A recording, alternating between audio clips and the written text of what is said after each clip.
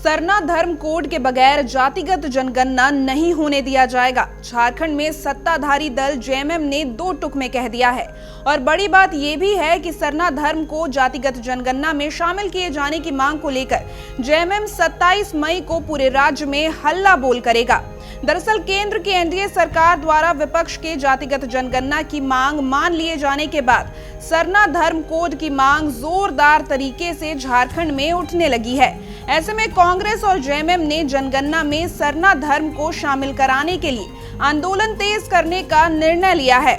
सरना धर्म को लेकर जहां आगामी 26 मई को प्रदेश कांग्रेस राज्यव्यापी प्रदर्शन करने जा रही है, वहीं इस मांग को लेकर जेएमएम भी 27 मई को राज्यव्यापी प्रदर्शन करने जा रहा है। कांग्रेस ने तो यहां तक कह दिया है कि केंद्र सरकार जब तक सरना धर्म कोड की घोषणा नहीं कर देती, तब तक झारखंड में जातीय जनगणना नहीं होने दिया जाएगा। वहीं बीजेपी इसे इन दलों का सियासी हथकंडा बता रही है। और आज तो मैंने झारखंड मुक्ति मोर्चा का बयान देखा कि सभी जिला मुख्यालय में वो धरना देंगे कि सरना धर्म कोड को इसमें इंक्लूड किया जाए। और कांग्रेस भी कर रही है कि सरना धर्म कोड को मुद्दे पे वो बड़ा आंदोलन करेंगे। कहते हैं ना कि अपने पुराने पापों को छिपाने के लिए कांग्रेस आज जो है सारा षड्यंत्र कर रही है। सबसे पहले तो हम झारखंड मुक्ति मोर्चा को बोलना चाहेंगे कि अगर आपको सच में लगता है कि सरना धर्म कोड के साथ कोई ज्यादती हो रही है या हक नहीं मिल रहा, तो पहला घेराव और पहला धरना जो है ना, वो कांग्रेस दफ्तरों के सामने दें। वो मैं आपको बताऊंगा क्यों इनको कांग्रेस दफ्तर के सामने देना चाहिए। देखिए, एक लंबे समय से ये लोग बात करते हैं कि सरना के जो धर्म मानने वाले हैं उनको उनका अधिकार मिलना चाहिए।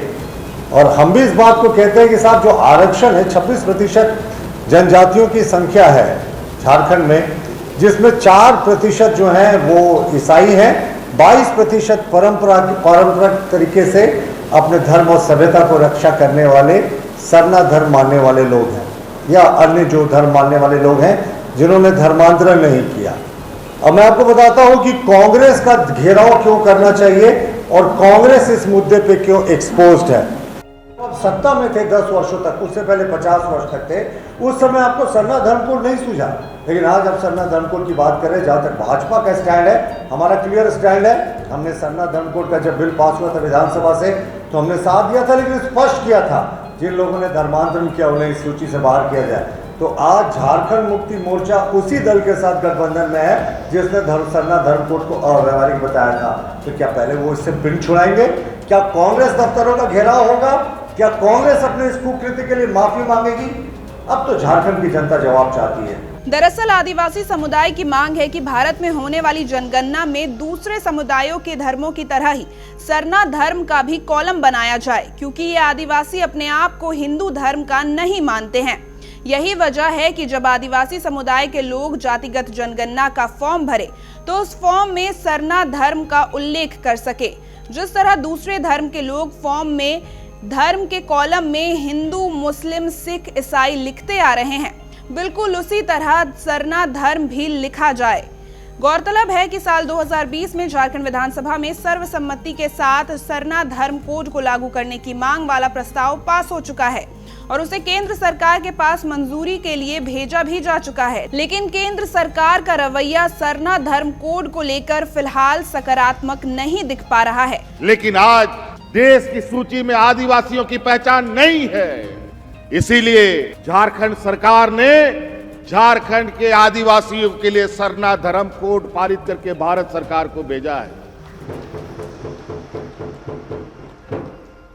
लेकिन वो भी अभी तक उसमें आदेश नहीं मिला। अगर सरना धर्म कोड मिल जाए या आदिवासियों के लिए कोई कोड मिल जाए तो हम लोग देश के आदिवासी सुरक्षित हो जाएंगे।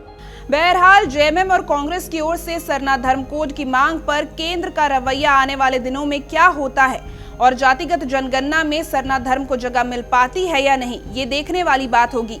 लेकिन इतना तो तय है कि अगले हफ्ते से झारखंड में जेएमएम और कांग्रेस सरना धर्म कोड को लेकर सड़क पर जरूर नजर आएंगे।